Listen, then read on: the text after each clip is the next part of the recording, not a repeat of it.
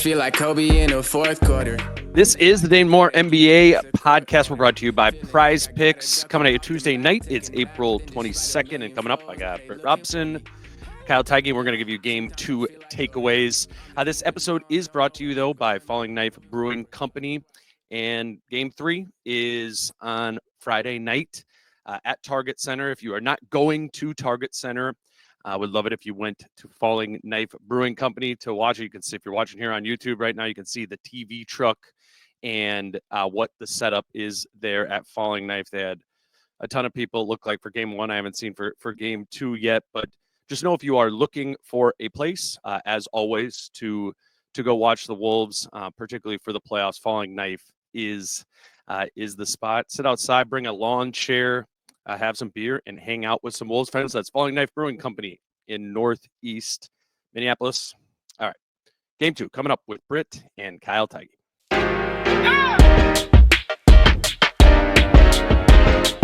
Hey, yeah. All right, I got Britt, Robson, Kyle Theige here after the Wolves game 2 loss to the Lakers. What was our final score? 94-85.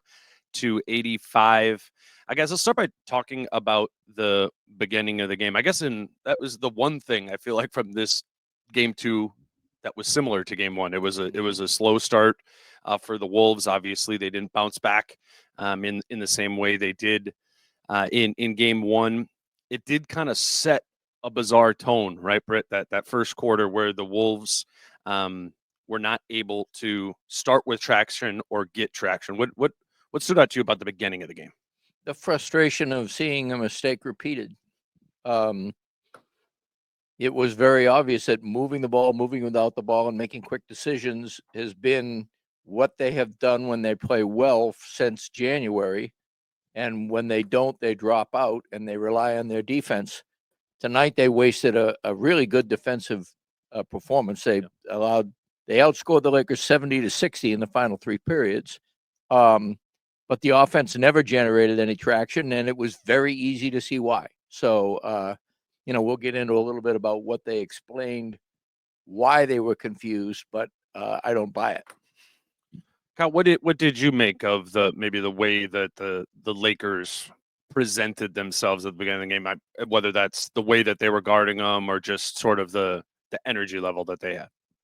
I thought the Lakers did everything they said they were going to do after game 1, right? Just they were going to bring way more physicality, way more intensity, try to muck it up a little bit. And to Britt's point, after that first quarter barrage where it's 35, I think, to 4 or 34-15, the outscoring them 70-60 in the final 3 quarters, I want to emphasize like 60 points, right? Like 3 quarters, as Julius did the math quick, 20 points a quarter. I thought they really settled in. But again, as we've seen throughout the season, they sometimes just dig themselves a little bit too much of a hole, and then they compounded that with not wanting to take a bunch of threes, not hitting any threes, a little lack of composure, and that kind of did them in.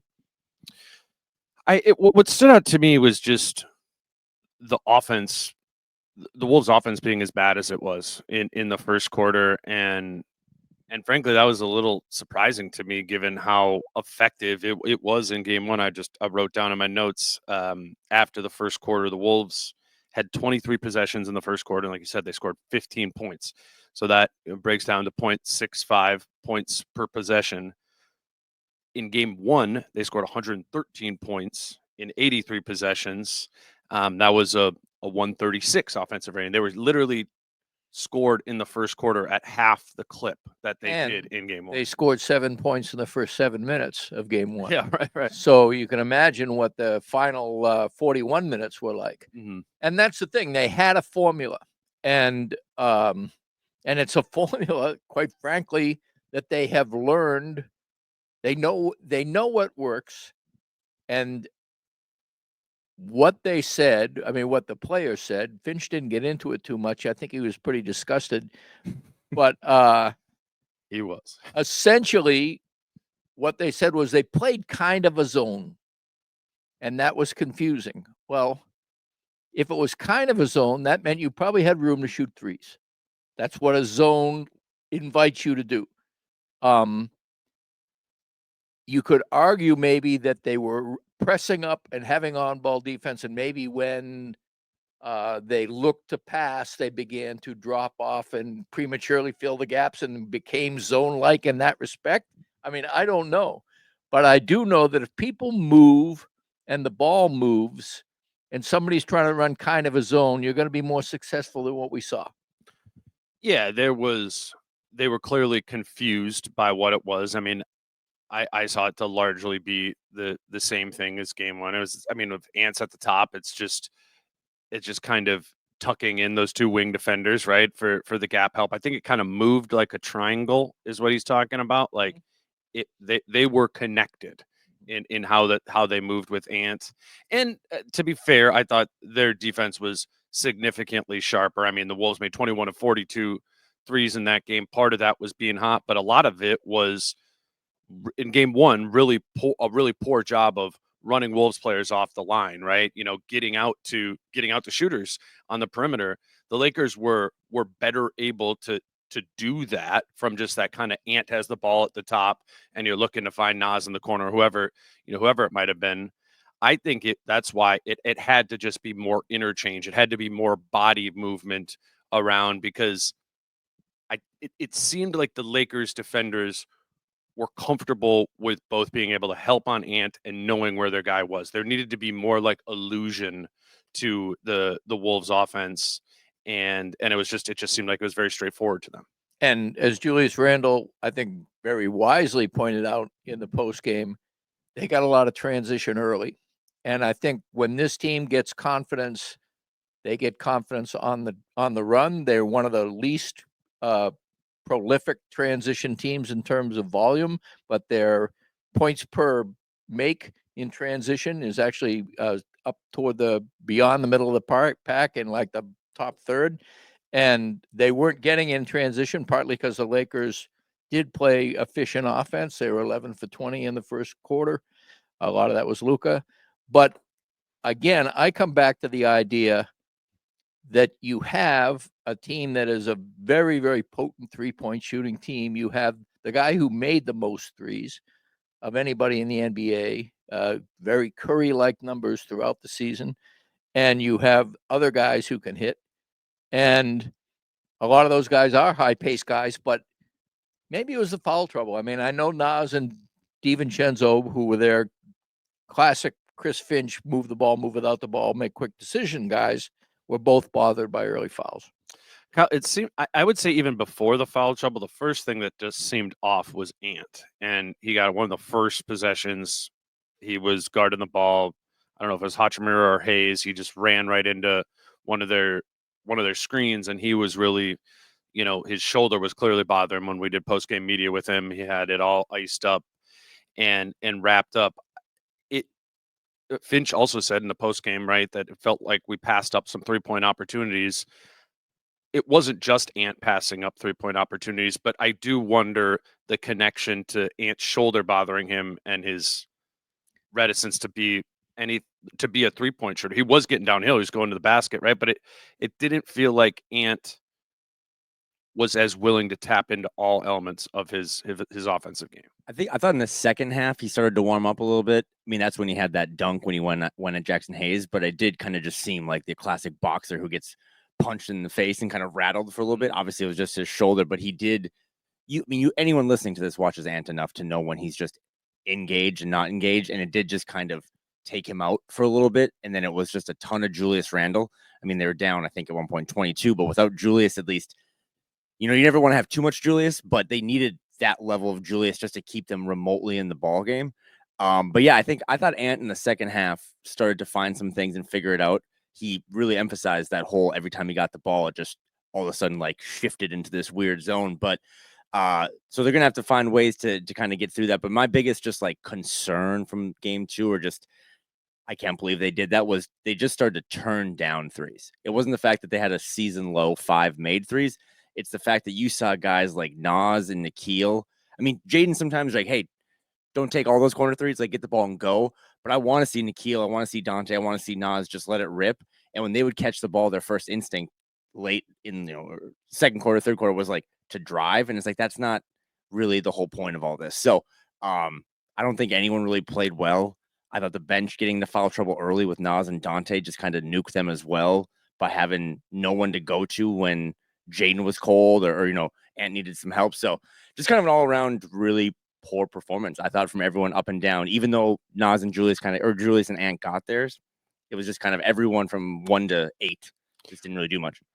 Just because I sat next to you guys during the game, I know you disagree with this. I thought Julius Randle played well and was the reason that this game that felt very, very much in the Lakers' favor was even remotely a contest, because Julius was able to generate them efficient scoring oftentimes, and I think tonight would be one of those too. When it is Julius just going to score in a one-on-one situation, he loses some of that playmaking element. It was a lot of isolation Julius, which was giving them like the calories that they needed to keep scoring some throughout that first half of the first 3 quarters. But sort of the cost of that was its isolation basketball with 4 guys around him, and that's not helping your ball and body movement that this game clearly needed too. So I don't know if Julius was the problem necessarily, because he was an efficient offensive engine for them, but also, right, Britt, it did seem to feel like only Julius a lot. Yeah, and I don't blame Julius for that at all. I actually agree with you quite a bit on this. What I tweeted out was that it was a necessary evil and therefore a net positive. I mean, I really do think that how else were they going to score? I mean, Mike Conley did not score. Dante DiVincenzo had 4 points. Nas Reid had 9 points. At the end of the third quarter, the bench had 9 points. Halfway through the second quarter, the team had 2 assists. And off and on during the game, I felt like, why aren't they shooting threes? But I began to tear what I pretend to be my hair out when it got to be to the point where, they had cut the game. The lead was 11, and it was 5:37 left in the game. And they did not shoot another 3 until there was 0.1 seconds left in the game, and Ant tossed up a 31-foot heave as coda for the entire, stupid affair. So in the meantime, they scored 8 points in those. What about Randle, though? Well, I mean, I said what I said about Randle. I think that Randle was somebody who was necessary. He was kind of like, the guy who held up half the world. Who was that, Hercules or Atlas?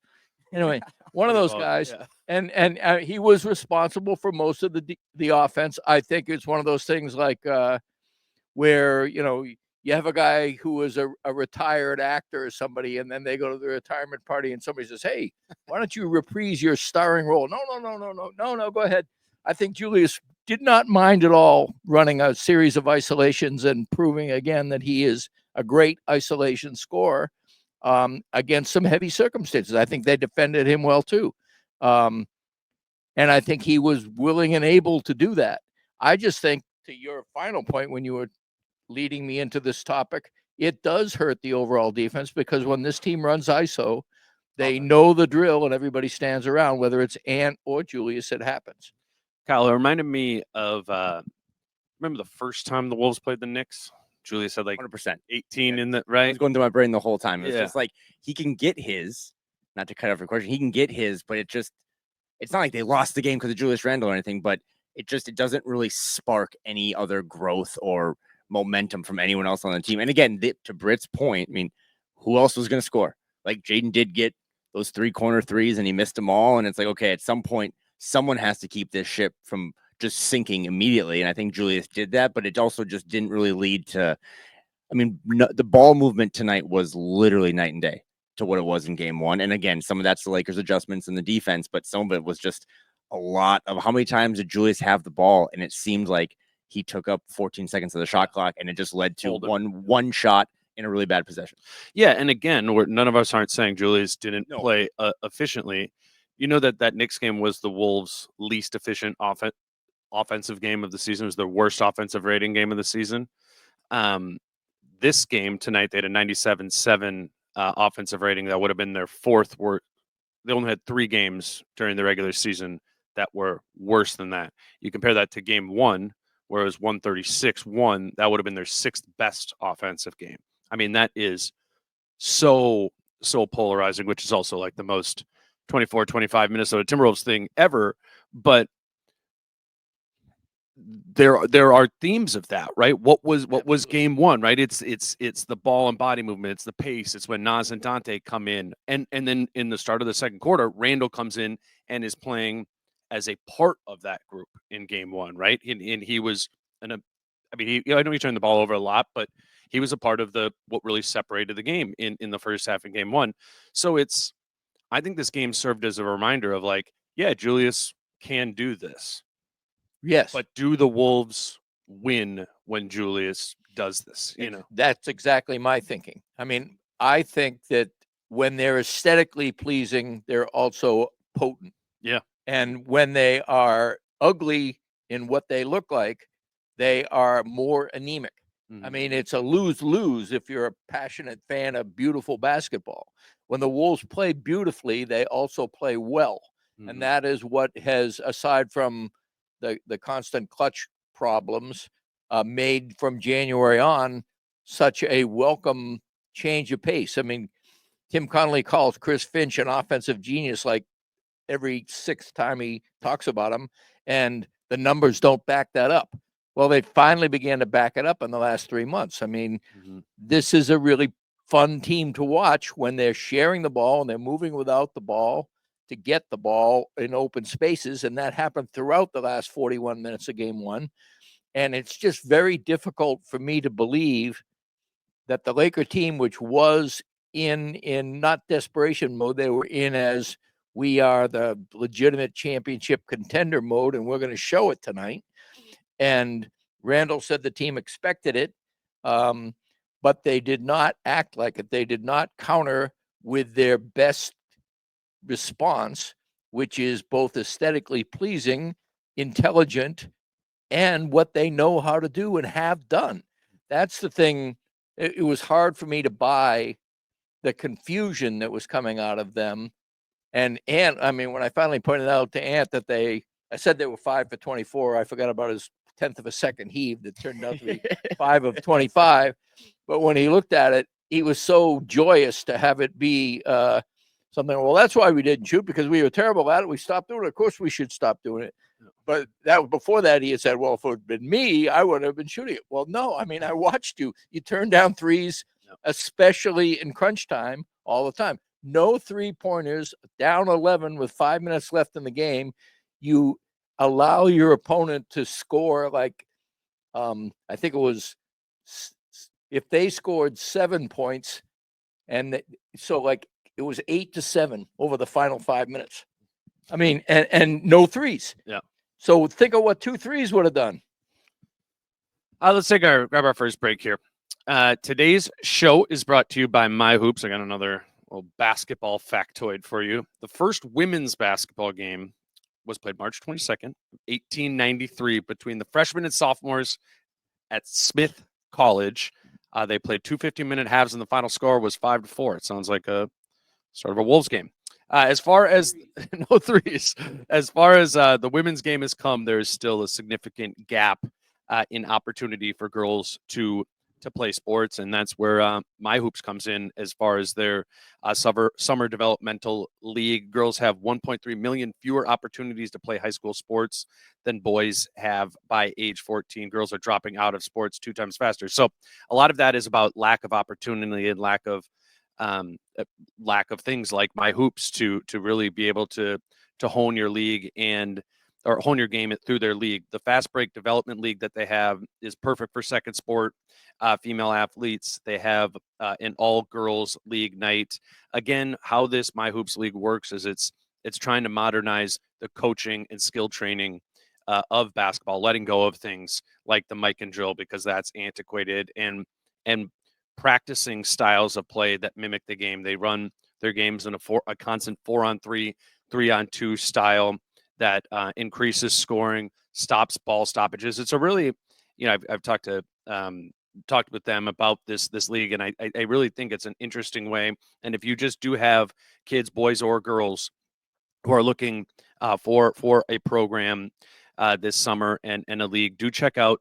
Click on the link in the show notes below, or head over to myhoops.co. You can register as an individual, a group, or a full team. I'm really interested to see what this league has to offer. Again, you can register in the show notes below, or you can go to myhoops.co. Today's episode is also brought to you by Prize Picks. I know, Kyle, we were looking at a couple before from this game. Obviously, the Wolves aren't up there for Game 3 yet, but what do we have for tomorrow's set of games? You got Boston, Orlando, Cleveland, Miami, Houston, Golden State. Everybody's listening to this. You already got plenty to intrigue you in these Wolves games. But if you're going to be watching the playoffs, maybe you watched Game 1 of Houston, Golden State, and you have a feel for that, feel for how that series is going to play out, who's going to produce, who's going to not produce, more or less than on any sort of stat. They have a bunch of things: threes, assists, rebounds, really a lot of different things. You put together a lineup, and again, for the NBA playoffs, I think it's a really fun way to have something a little extra going on there. If you don't have a Prize Picks account already, you can go to prizepicks.com or the Prize Picks app. When you use the promo code Dane, you will receive $50 when you place your first $5 lineup. All right, I want to talk a little bit about the foul trouble. Naz and Dante each having, it was the 9:13 mark of the second quarter, and each of them already had 3 fouls. So that's already going to lead to a night and day difference, right, from Game 1 when Naz and Dante were the instigators. Right around that same period of time. Yeah, right. That's right. That's why I wrote it down. It was like I just started typing in. I was like, okay, what did they do in Game 1? Okay, Naz had 23, 5 and 2, 6 of 9 from deep. Dante didn't have a huge stat line, but was clearly in Game 1, instigating that, and they just lost that. And without that gear, this team becomes very reliant on that starting lineup to produce them offense, which it doesn't produce offense at as high of a clip, and it doesn't do it in bursts. And it almost feels like this team feeds off of those bursts. So no Naz and Dante, but I thought that was part of a bigger theme of this game, that this game was a war. It was a lot more physical. There was a lot more whistles both ways for it, and that seemed to really change the complexion of the game board, right, Kyle? Watching this game felt, I don't want to say it felt like a different sport, but it was so different, given I think it was 27 total free throws taken between both teams in Game 1. And what do you have? You have it right there, Britt. How 20 many? and 25, 45. Yeah, and then just a bunch of off-ball fouls. It was a really physical game. Kyle, what did that change? Sometimes the Wolves starting lineup that has had peaks and valleys, but is, I think, frustrated a lot of listeners throughout the season. It just kind of reminds me sometimes of an older dog. And then the bench is kind of a puppy that you throw out there. And if you've ever seen a puppy with an older dog, it kind of brings new life out of that older dog. And that puppy just got, Naz Reid, Dante DiVincenzo, Nikhil, everyone those 3 of the 8 starters, obviously Terrence Shannon Jr. got a little minutes tonight too, and he's actually good. Not only did they give them nothing and no life, I thought they actually kind of bogged them down. I thought that was one of Naz Reid's just kind of most out of control games. He had no composure. There was multiple times where guys had to kind of grab him. I think he was getting frustrated because of the physicality and not getting the fouls. But that, and then the DiVincenzo thing, he just got those fouls so early. Then when he came in, I think in the second half, he got that fourth one right within seconds. Yeah. And when he can't space and he can't give you any backups to, not that this was their downfall, but also too, Mike Conley, maybe one of his worst playoff games we've seen him play for Minnesota. So when Mike's bad and you can't turn to Dante, and then you're not getting anything from Naz, which is why you had to have more Julius on your plate tonight, it was just kind of just all around. Again, I'm sounding like a broken record, but I just thought everyone played really bad, and I kind of do at the end want to talk about that. But overall, they just, when they needed to pivot to the bench, I think they had 8 points at the 4-minute mark of the first quarter. Like that's when they're like, Again. okay, it's time to have the puppy come in and give a little juice. And they got nothing from that. And then it was just kind of, again, they fought their way back 70-60 over the last 3 quarters, but it was kind of too little too late. You're the one that hit me to this, Kyle, when you leaned over and said, 4 minutes and Mike is gone. That's really early, isn't it? And I think, I mean, this is an easy second guess, and it may not even be accurate, but Chris Finch has talked about spacing out Dante DiVincenzo and Naz Reid, and I think it's in an effort to like almost like have a first boost and then a second boost of a rocket ship or something is his idea. Firework 1, firework 2. Exactly. You know, like second stage or something. But what it seemed like to me is Dante did come in. Mike played 3:59. He came in at, so therefore like 8:01. And he was playing with the starters and he didn't have his sidekick who boosts pace next to him. And he got in some foul trouble to boot. And I just think that, and then Naz come in and kind of had the same thing. But I disagree, I guess, with Finch in terms of the idea that I think the synergy between Dante and Naz is one of the things that makes that unit go. And I think how many times have you seen Dante grab a rebound and do that little like giddy little hop with the ball bouncing and then whip the ball up ahead and get, the assist to Naz, who's already on the run. Everybody knows when Naz Reid is frisky, he's much, much better player. And it makes Dante more pugnacious. And I just don't think, I agree with you. Don't think it was a good fit that way. Well, it's also just not something they've done. Like the identity of the second unit became over the course of the season because they did it 60 games or whatever. Naz and Dante come in at the 6-minute mark for Mike and Julius. And it's like, that's the way we do it. And that's the puppy dog, right? To your analogy, Kyle, of like, and it didn't feel like that. It felt when Dante checked in. I mean, I know he's getting fouls and stuff, but that felt like that week when Dante started. It felt like Dante with the starters. Dante with the starters, I guess just Rudy, is different than when Dante's out there with Reid and Randle. And given how slowly the starters often start the game, or when they start the game slowly, as they did tonight, you need both fireworks, I think so. Obviously easy for us to second guess right now. Guess. But I thought that last week when Finch said that too, I'm like, I get what you're talking about. Have one go, have the other one go, but almost like a little like late in the year sort of thing. And obviously tonight we're sounding like that makes sense. Right. It didn't drown him, but again, it made no sense in the moment. It felt like the Kendrick Perkins starting center honorary position where he like 3 minutes in, they would sub him out in OKC and then put their real lineup in. And then to Britt's point, I just think Naz and Dante, maybe this is because we were watching the Kings game last night, but they kind of are like the Bash brothers and they both feed off each other really well. And I don't know why I don't know if it's this matchup or this series or whatever, like it always worked, or like it worked more often than not throughout the 82 game season. I don't know why you would want to split that up because I think those guys just have a really good synergy together. And the Mike thing, again, he was the only guy on the team that didn't have a foul. So it's not like he subbed out 4 minutes in because he was, but I mean, the Lakers, as we all know, and people watching this, like they do just continue to hunt Mike. So maybe that was just a defensive thing, but taking Mike out, I mean, Mike wasn't good tonight, and you're going to look at the box score and be like, he had 0 points on 21 minutes. He tied the team 6 rebounds, but I don't think that was the move. It also didn't doom them, but I would have kept Mike out there for a longer stint. Britt, I think we've talked about this before. Like, I feel like whenever it is Mike is playing a stint shorter than 5 minutes, I see him go to the bench and I track it in my notes and so comes in and I go, well, then why was he out? I just like, was he out that and it's just like when it's just 3 minutes and I am not of the mind personally. I know maybe some other people are that Mike shouldn't play in this series, but that's just something I felt back to the regular season. And when Mike was struggling too, it when the hook is that short, it feels like Mike can't get a rhythm. And I would have rather him got to those 10 minutes or 21 minutes you say he played with like 3 7-minute stints, rather than whatever 4 or 5 4-minute ones. You know, Right. it just that's always kind of. Here's what I keep coming back to.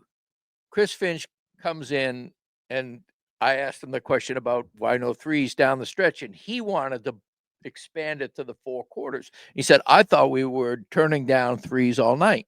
Well, okay. Well, so then you have a situation where the players are coming in and they're saying, well, we weren't able to do that for some reason, partly because of the way they were playing defense and something.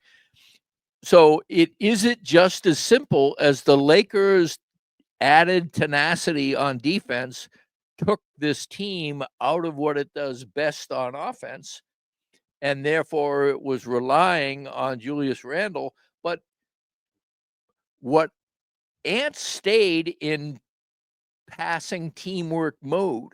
You know, he didn't grab the game like Julius Randle did. I mean, I guess what I'm saying is there are 2 ways this team plays. They rely on their 2 best scorers to do ISO and to, pound a while and work off that action, or they try to share the ball. And we got neither one of those things in any kind of decent form tonight. And I just think they mentally, chalkboard wise, I don't know what it is, but they came into this game unprepared to play good offense. They did come into this game prepared to compete because they busted their ass on defense for most of the game. Yeah. But they did not come in as a team that was a top 5 offense since the All-Star break. They did not come in as a team that is a very, very capable 3-point shooting team because of their depth and because of the way they move. They can. I've been praising this team and frankly getting more excited about their possible long-term prospects in this postseason because of their offensive versatility, because they can put the starters out there and be a different type of offense. It's disciplined, but there's some ball movement. It's not quite as ISO, but you've got Rudy as a threat at the rim on a pick and roll from Mike, and you've got Julius who can play make, and you got Ann who can play make, and yet they could both score in ISO. And then you got Jaden, who everybody saw for game 1. If you make him a 5th man as a defensive thinking, he will burn you. So you have the ingredients for a really good half-court offense, and then you have Nikhil, DDV, and Nas coming off the bench who can all hit like 38 to 42% of their threes and love to go up and down the court. Those are the ingredients for a team that scores more than 85 points and takes more than 24 threes. And I don't know if it was the way they were prepared. I don't know if it was the way they came in quietly thinking split at worst. Whatever it was very disappointing to see last year's Wolves #1 defense with last year's Wolves 22 second rated offense in even worse form. Yeah, I mean, I do think the difference was that Nas and Dante got in foul trouble, or just Nas and Dante didn't play well, and then the Lakers are playing a better brand of basketball on both sides of the floor themselves, particularly defensively. I thought they played, kind of the Lakers had, post Luka trade, a couple different gears too, where they had that month and they were like the number one defense. They're, in many ways, as I understand that, I mean, I didn't watch every Lakers game or follow them that closely, but they're kind of like the Wolves too, where they can swing these different directions. And that's what we're talking about kind of with the Wolves offensively is, oh, okay, now here you got the bad Wolves offensive game. They only scored 85 points. Nas and Dante didn't do anything. What I would like to see, Kyle, out of the Wolves is like, what are just some like things that can sustain you over the course of the game? Because as we talked about before, it felt like Randle was the only thing. Nas is probably not at some point in this series going to have another game like this, or Dante will, like, and I don't know, maybe they can survive one of those, but there just needs to be more like in the ways that the Lakers can just run a pick and roll with Luka anytime and get a switch and get into like an action or a shot that they feel comfortable with.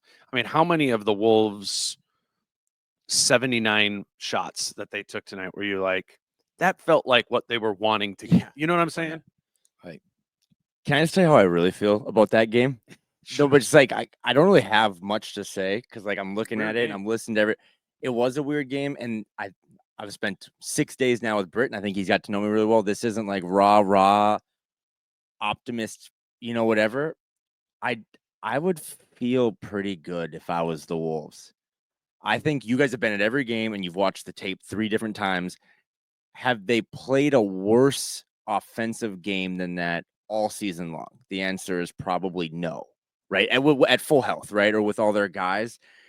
And I'm just kind of thinking about this, like, again, sorry, Britt, for another analogy, but like after that game 1, JJ was so mad and the whole team was like, we have to be way more physical. We don't need to have adjustments to make. We just need to be more physical. They were. Yeah. And it felt like whether it was a UFC match or boxing match, they just came out tonight and were like, we're just going to throw a shit ton of punches right away. And I look at just like some numbers. They scored 34 points in the first quarter, 24 in the second, 23 in the third, 13 in the fourth. The Lakers, yeah. The Lakers. Luke and LeBron were 3 of 14 in the fourth quarter.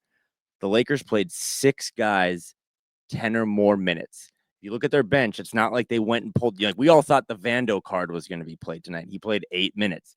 Jackson Hayes played 9. 4 of their guys played 40 minutes. And the reason I'm kind of setting this all up is because Friday night's game is hella late and Sunday's game is a matinee game. And I just think if you're the Wolves, you say, we got to split.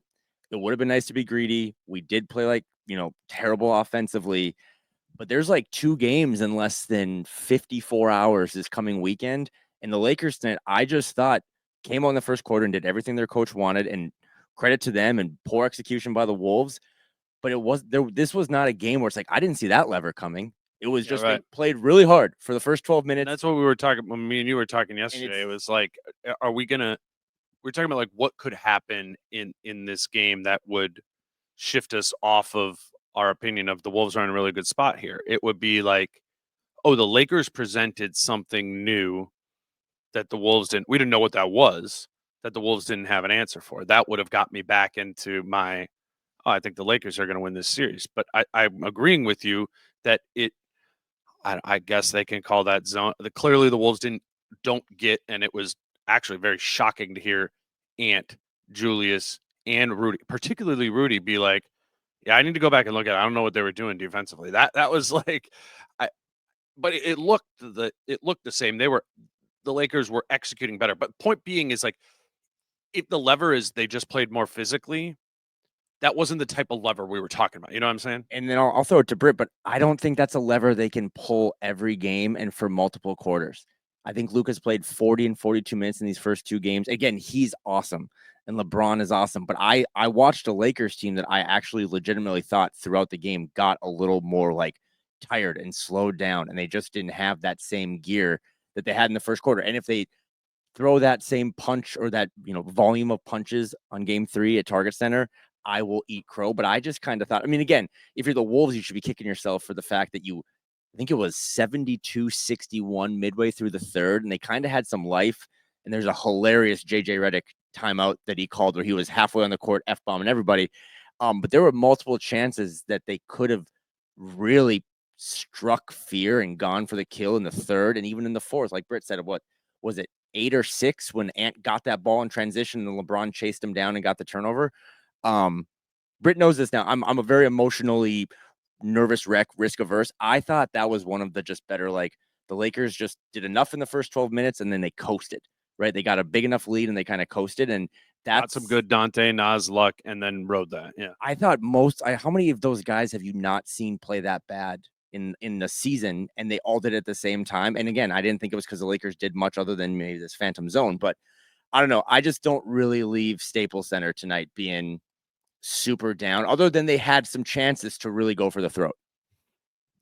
Well, there are ways I agree with you and there are ways I don't. Love that. And I do think I've never regarded you as like this wide-eyed optimist that other people see. I think you do inject enough reason into your optimism to give it some credibility. One of the things I will say is I'm very kind of surprised. LeBron James is diminished. I mean, this is not the LeBron James that I'm used to. I know he had great numbers again tonight because but he's getting them with his IQ. I mean, he's getting what he had tonight. He had 21 points, 11 rebounds, and 7 assists. Really good numbers. And he was +9 in a 9-point game. So I'm not saying he isn't a very good player. I am saying that the legend is far greater than the player right now. And this is Luka Doncic's team. And it's very, very obvious because the 2 times that the Lakers have just been, they could wipe out the Wolves whenever they wanted to were the 2 first quarters. And that was when Luka just came out and announced, I'm going to make Rudy Gobert look terrible. And I'm going to make everybody else look bad, and I can do whatever I want. I can get in that little sweet spot after I get past the perimeter defense, and I can face up on Rudy, and I can say, okay, which way do you want to go here? Do you want me to score over you with a layup, or do you want me to hit a floater?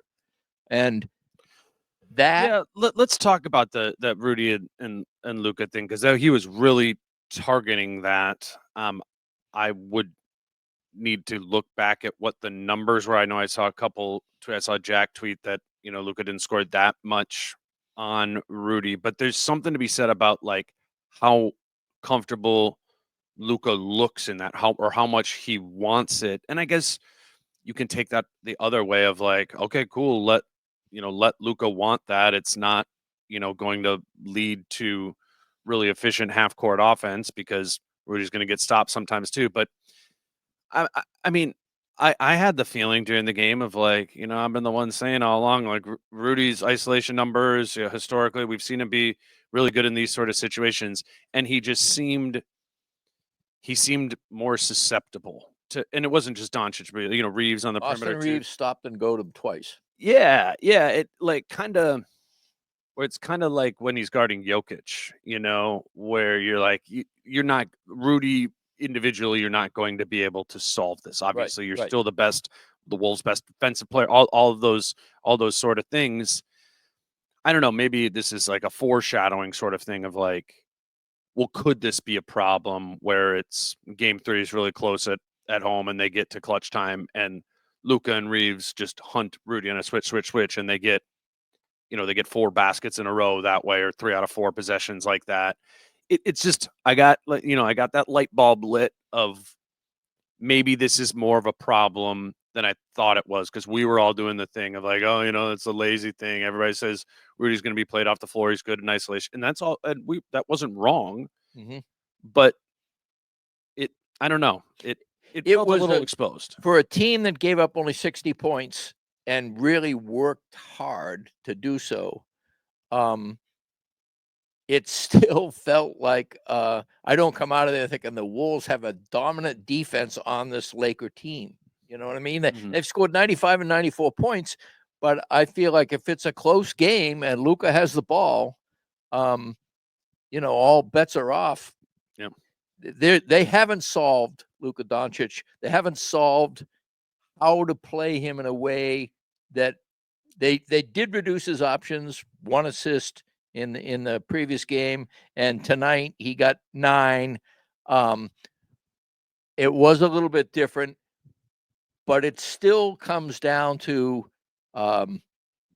he is the best player in the playoffs in this series thus far, I think. And so it's going to be a problem. What the other part where I disagree with you, I mean, I did say I do think that LeBron, and I think that the Lakers are not a super team. They are not a team that it presents a threat to the Thunder by any means. But the Wolves tonight mirrored what the Lakers did in game 1, which is Randle and Ant scored 52 points, and the rest of the team scored 33. Yeah. I mean, that is assuming that you play 8, you throw out Terrence Shannon's 2. That means that 6 guys averaged a little over 5 points apiece. Again, That isn't the Lakers being better. I think they've upped their defense, but that is the Wolves not doing what they should do. And until I see them again do what they should do, I'm not automatically assuming everything's fine back in Minneapolis. What did you make of the Luka and Reeves trying to pull Rudy out and them targeting that, Kyle? I mean, it was just kind of one of the things you knew was going to happen, right? And I actually, again, not to sound like every Timberwolves player that did a post-game media, but I got to go back and watch the film. Because like when I think about it, I do remember when Rudy really got up on him and stole the ball and had a reverse little Euro layup that was really sick. But and on the road, it builds in the arena when Luka gets him on a switch. It's like he kind of like pulls it out. It reminds me of like I'd watch when Kevin Durant would play like in Brooklyn, like in the on the park, right? And like he would like have an ISO and everyone would like stand up and start screaming. Like that's what they do at Staples because Luka hates Rudy so much. There's so much vitriol there. But I thought Rudy kind of held his own. Yeah, to Britt's point, you're gonna want to see in like a late game situation. Neither of these games have been really that close, right? I mean, even tonight, it's a 9-point game at the end, but it wasn't really close. But let's talk about it as if it was, because it wasn't officially clutch time, right? But in the last 5 minutes of the game, it was within 10. It was within striking distance. And I don't even know if this was all the bad stuff that happened, but this is what I wrote down in the last 5 minutes. LeBron steals it from Ant, right? And he goes and gets that layup the other way. The Wolves have a 24-second shot clock violation the next possession. Then in another possession, Randle drives and turns it over. And then Jaden McDaniels drives and gets an offensive foul. That sounds to me like what the Wolves' clutch time offense looked like in the regular season, and also, lit that light bulb for me too of, and I'm coming into this game, riding pretty high on this team, given how good game one was, and this type of performance, even if we can explain some of it away and we think that they can adjust to the weird top of the floor zone and the physicality and stuff like that, that is still a feature, not a bug, of this Wolves team. Mm-hmm. That in those type of situations, it often looks like an Ant turnover, a shot clock violation, a Randle turnover, and a McDaniels turnover. Like, to win this series, they're going to need to win one of these games at least, right? In where it's close at the end of it. And tonight didn't give me faith that, that they can. And just to clarify my thesis earlier on this whole, the Lakers scored fewer points in every quarter and it looks like they got a little tired. LeBron's played 2 games since April 11th. So he's played 2 games in 11 days. Good point.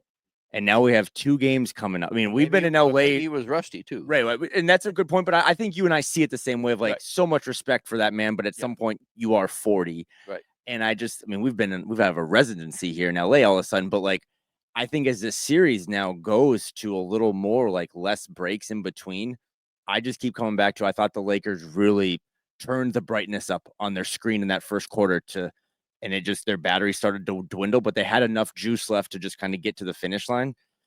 The offensive stuff late in games is always going to be an issue until they start to solve it time and time again. But I just think that there's more of a chance in game 3 and game 4 that you see a little more of that Wolves, just high octane, just we can punch back than what you saw from the Lakers in the first 12 minutes. And I don't know, when it comes to LeBron, whether I'm biased because I've seen him for so long be the man, and to see him seize moments that were really, really necessary for him to seize. But tonight he felt like a front runner. When the Lakers were going really, really well, he was just one of the other 4 guys besides Luka. And when they were up by 15, all of a sudden, all right, LeBron's getting frisky here. LeBron used to be the one to get other people frisky by carrying the load. And, that's precisely why you go out and get another superstar like Anthony Davis or Luka Doncic. But I do think that is something to keep an eye on. Conversely, Donte DiVincenzo, what I've always really liked about him is he's hungry. He doesn't pretend he's a bit player when he's on the floor. He wants to be co-equal with who's ever he's on the floor with, an Ant or whatever. He's not afraid to pull up from 32 feet if he feels it. He's not afraid to, go in and grab a rebound and then, dart someplace. He's a catalyst. He wants to do that. And the fact that he played so badly tonight, I think, was really a factor in this game. He's a rhythm player, man. He's he was in no, and if he doesn't get in that rhythm, which he didn't get into because of the foul trouble. I mean, that's right. And also, I mean, Mike was in the game for the first 4 minutes of the game, the Wolves were -5. Dante finished out the first quarter and they were -14 from then on. So, I mean, for the game, Dante DiVincenzo, when he was on the floor for 16 minutes and 4 seconds, the Wolves were -17 in a 9-point game, which means that in the 32 minutes that he was sitting, they were +8. Yeah. What did you guys make of them not closing the game with Rudy and Mike? They brought in Nas and Nikhil to close it. I mean, this is kind of related to the clutch, and maybe because they didn't have Rudy and Mike out there, and Mike is typically, and he didn't have a good game, but he's typically the guy who sort of slows things down. I thought that was it's interesting to not close with Rudy, but we kind of knew that was going to be a thing. Nikhil, I actually thought Nikhil played pretty well in this game. Stat line doesn't really show it from an offensive standpoint. No one played well according to the box score. But I don't know. I mean, it was interesting that the game, it was within 10 points, right? Or whatever, 11 points at the end of the game there. And they opted, as I guess I'm thinking out loud here, Finch often takes Rudy out in fourth quarters or at ends when they're trying to come back in a game. And so maybe it was just as simple as that. But again, if we're foreshadowing for the end of a fourth quarter here going forward, who is that going to be? Like, what is the group that Finch can't trust? Because he brought those starters back in for the second half of the fourth quarter and gave them a couple minutes, and he was like, nope, Nas and Nikhil back out there, which again, there's probably some logic there, but then all those turnovers and bad plays happen. So it's a fly in the ointment of this team that it's not like, what's the group at the end of the game, at the end of games? I don't know what the right group to have gone with there was, and that has felt somewhat problematic all season, and is something that's behind them being one of the worst clutch teams in the league during the regular season. I think one of the things you can do is try to have your cake and eat it too. Try to have some discipline, and then also I'll have some run and gun. And I think one of the ways you do that is with a Nas Randle front court.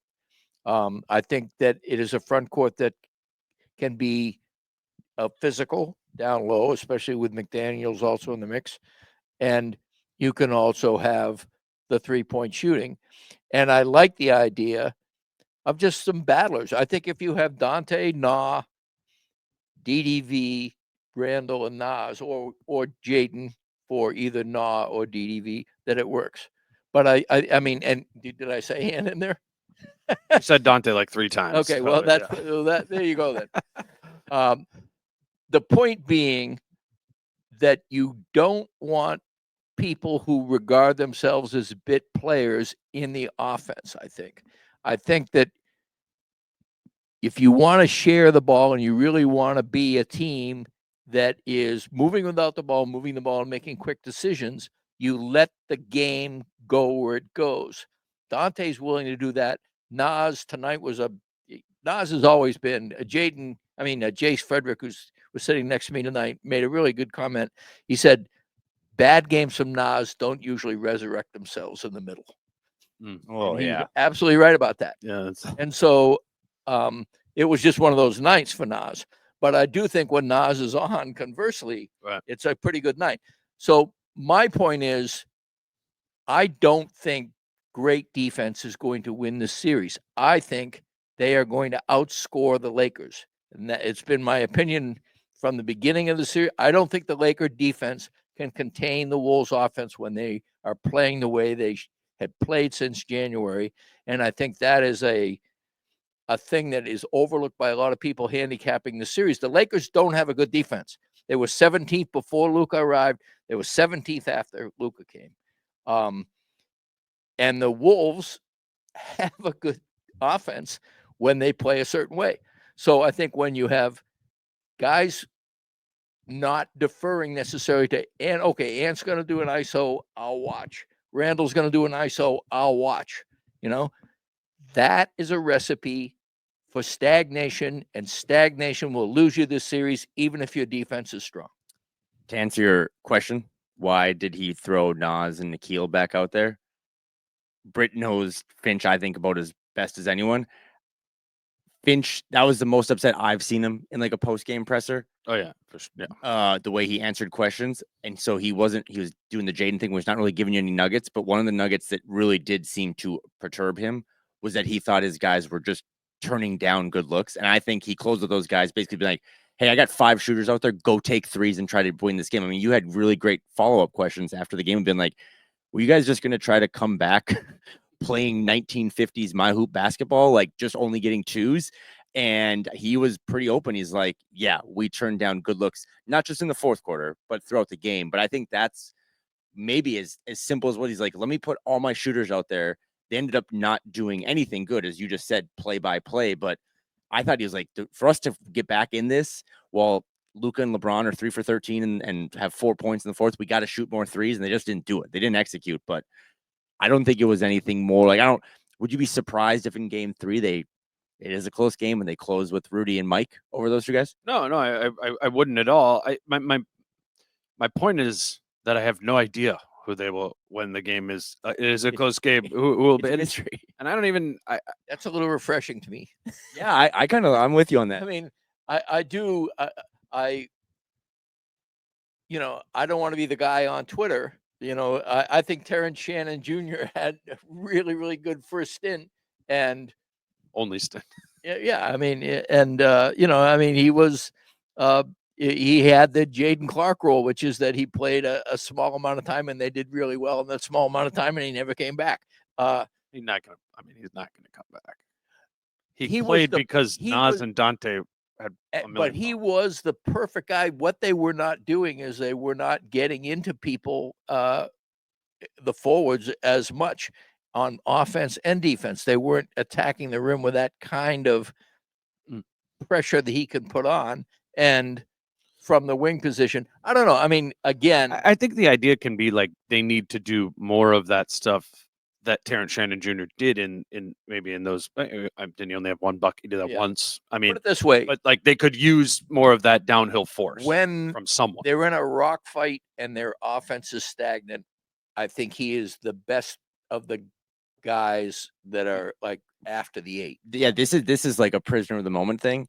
But if it's going to be one of those rock fight series, he's a better option for a rock fight than Jalen Clark. What % chance would you guys give that he plays a second in game 3? 6. Kyle? 6%. Like Price is right. I will say over that. I mean, yeah. They asked Finch post game, like, was that part of the plan going into play him? And he was like, yeah, I thought Terrence, could give us some things. I don't think that. I mean, I think they played him because your point, like, everyone else had 3 or 4 fouls. So yeah, maybe he won't play. He did play well against them during the regular season. That was like his biggest game. And he did get switched, I think, that 1 or 2 possessions on Luka, and I thought he actually moved his feet really well. Yeah, ended up getting got on the pump fake, but yeah, I mean, yeah, this is going to go back to the 8 starters, but to Britt's point, I do think it is refreshing that it wasn't like, all right, it's another game where there's 4 minutes left, time to put the 5 guys who started the game back out there. Like, I do like that there was a little mixture of, okay, let's throw Nas and Nikhil out there. But yeah, you never know who's going to close for this team right now, a team that is historically just not good at closing games. I think we do this where we talk about an extra guy or a different way of playing, all just because this is such a bizarre team. It is really odd in nature how reliant or how derailed they can be by not having that like yang to the starting lineup, of the second unit and that's all. And they play so stylistically different. And I think when we do, earlier in the season, they need to play Rob. And we've all had our moments of like these our islands that were like, Clark, this Rob, yeah, right. It all just to me feels like, and I've been one of the rebels. It feels like the rebellion against just a roster that is bizarre. It is so stylistically different to have that group that you had out there with Mike and Rudy and Jaden, Ant, and Julius, to then bring in Naz and Nikhil or Naz and Dante. It is just, when it's working like game one, you're like, wow, this is so cool. It's chameleon. It can be this color, it can be this color, and it's great. And then when it doesn't work, it is extremely frustrating when we start digging too deep in the bag, man. Like Terrence Shannon Jr. or Jalen Clark. Right. Right? Do you get what I'm saying? Where it's like a reaction to the bizarreness of the 8.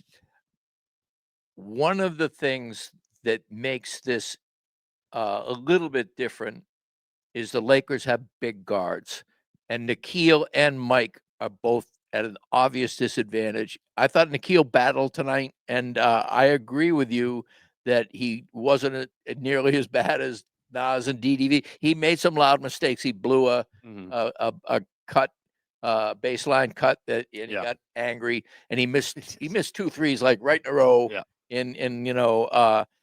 He had a frustrating game. He also got some whistles that he deserved, but it was one of those bad luck things where you find yourself in a scramble with somebody and you wind up being the one who commits the foul rather than being fouled.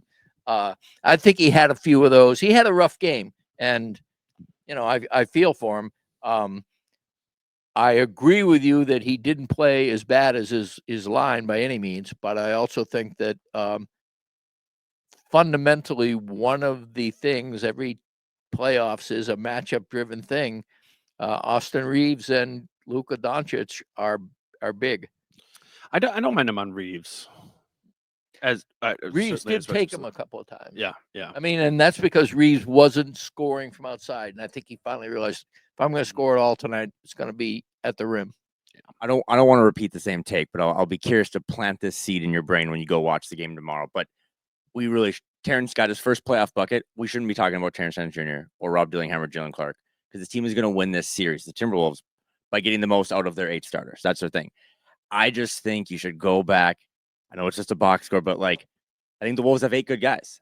I think the Lakers have 5.5. Tonight again, we all thought after game 1 they're going to play Vando a lot more and he's going to mix up. He was the only Laker player to be minus of the 9 guys that played. He actually hurt them. And of course, you're going to just have to go to Luka as much as possible. But I think anyone who watches these 2 games, we talked about this, he's not in the shape he was in that Western Conference Finals, NBA Finals run last year on the Mavs. LeBron's a little older. I just keep coming back to, I just think the Lakers had to get this game. It is going to be a little more grueling as there's less days off. And I was just kind of blown away tonight that the Lakers got this must-win game by not really doing much else or getting much help from the bench. They're going to live and die by what 77 can do, and then hope that LeBron and Reaves can kind of match the output of, I guess, the Wolves 2 through 8. You have any final thoughts, Britt? No, I actually kind of agree with most of what he just said. I think that what we're seeing is at least 1 tier down, and maybe 2, is what this 3-6 matchup is all about. I'm curious to see how the Rockets respond to Golden State in the 2-7 matchup, because I have believed that Houston is for real. I think that coming into this series, I thought the seedings were accurate. I thought the Lakers were the 3rd best team. That's really been put in doubt by these last 2 games for the reasons Kyle just mentioned. But I do think the Thunder, I'm more convinced than ever that the Thunder are going to emerge out of the West. And I'm curious to what the second tier is. I know it's a distance, but you can make the case that the Wolves have as good of a chance as anyone, which is there's an opportunity here. I think was that what you're getting at? I mean, to be honest with you, I have to think the way I would put it right now is I think the best matchup against the Thunder are the Clippers. But I also think that the Wolves are probably a better matchup for the Thunder than the Lakers are. Sure. Simply because of depth concerns. I mean, the Thunder legitimately go 10 deep. And so I agree that because the Lakers are not as the mystique of Luka and LeBron blinds you to their lack of depth, but you still have Luka and LeBron is not as attractive to me as a difference maker, and Luka has become more attractive to me the way I've seen him deal with a less ideal supporting cast than he had in Dallas and still act like he owns the half court against a pretty good defense. I just had a stat. I wish I would have given this to you earlier when we were talking about Rudy, but this is from Jack Borman, courtesy of the NBA tracking data. When shooting against Rudy Gobert tonight, Luka Doncic was 1 for 4 with 2 points. That 2 points was his pump fake, where he kind of got rude. Remember when he kind of faked the pass? But this was one that stood out in the moment because I remember when LeBron would ISO against Rudy, LeBron was 0 for 4 against contested shots by Rudy, and then Austin Reaves was 2 for 4 for 4 points. So they were combined 3 for 12 for 6 points. There were definitely more scoring that happened once Rudy got switched onto one of those guys. What they would do is they would try to then, like, Rudy would get switched in, Luka would get in, and then Jaden would kick him out, and Luka scored on those possessions. Is that on Jaden? Is that on Rudy? You know, those are like that. It didn't feel like that. It felt like that's my thing. And that's what it just feels. And as you know, Rudy had his quote before the series, over hundreds and hundreds of possessions. Let's look at the numbers, and that is true because it's just like a watching basketball thing when Luka does the clear and spread it, and it is him and Gobert, it's just louder, and every 2 points feels like 6 points. Yeah. So I think we properly raised the awareness to that, or some concern there. But as is often the case with Rudy, the numbers bear out much more positive, right? You know, right, so right. What I think is we all do need to, including Rudy, Gobert, Julius Randle, and Anthony Edwards, and everybody else on the Timberwolves, and us three as well. We need to rewatch this game and try and maybe get a little bit better of a feel for it, knowing what the rhythm of it was. Like I want to watch it. I want to watch it again, knowing what the end result was or how it felt to take it in first person. But I think to your point earlier, Kyle, this isn't. I don't think this is a sounding alarm bells game for the Wolves. It's this game said to me is this is not going to be a Lakers rollover and die series, which I think was coming in tonight. That was within the realm of possibilities. The Wolves take this, they just kind of move through them, and it's Phoenix. It's not Phoenix. This is going to be like Denver, and with that, much like Denver, they had to find multiple different ways to win. And they're going to need to do that, I think, against this Lakers team as well. When I rewatch this game, I'm going to look for ways in which the offense could have exploited what the Lakers were doing on defense. Because if it's just simply playing really hard, I got news for you. I mean, if they get through this round, every team they play is going to be a better defensive team than what I've seen from the Lakers for the most part. I mean, the Clippers are going to be a much better defensive team. But the Lakers play good defense tonight. I mean, the Lakers have gears defensively. They, like you said, they're 16th or 17th or whatever overall post Luka, but they had times where they were a good defensive team, and tonight they were a good defensive team. Game one, they were a terrible defensive team. Got to hand it to them, right? Maybe these podcasts will become time capsules as we all get older. I just want to say, at the end, because I don't want the Ant dunk was really cool, and it happened on the basket on our end, and that's just a reminder. Again, they all played bad, and it sucks to be 1-1, and we're all tired, whatever. But that kid just finds these moments where there you go, watch that play, he is getting pushed away from Jackson. It was kind of like when the Michael Jordan dunk in Space Jam, when all the guys are holding him down, his arm just gets longer. I don't know how he got higher up, but that was a really cool play. Play should have been an N1, but kind of gave him a little juice, and then they just couldn't capitalize. So 1-1 going back to Minnesota. 1-1 going back to Minnesota, and we are going back to Minnesota tomorrow as well. We'll rewatch the game, and then the plan for the pod is Chris Hine and I will do an episode before Game 3. I think we'll go to Wolves practice. We'll see what the players say after rewatching the game, and Chris and I will react to that. I had a lot of fun with you guys out here in LA Yeah, it's good. It's fun to do it with two people. Different. Yeah, well, I mean, it more facets. Bouncing, reacting to two different opinions rather than one different opinion. So Way harder doing these immediately after a game than when you can well, go to especially when sleep, wake up, think about it. Yeah. It's if you get irritated with the way a team played, it can overshadow all the other things. There's analysis, and then there's analysis with like Chris. I could relate to what Chris Finch was like after the game, because I just think it was a irritating game to watch if you know what this Timberwolves team is capable of on offense, and it's been the secret ingredient for them for the last 3 months, and they punted it tonight. So I think I got my irritation out one more time. There you go. Yeah. He's Britt Robson. Follow him on Twitter. At Britt Robson. You can read him on Minpost. You can follow Kyle at Kyle Theige on Twitter as well.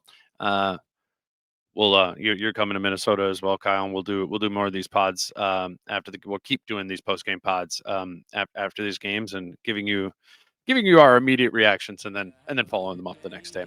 But yeah, until I think that'll be Thursday with Chris. Until Thursday with Chris. He's Britt. He's Kyle. I'm Dane. Thanks for listening. Peace. How I'm feeling, man, I hope it never stop, yeah.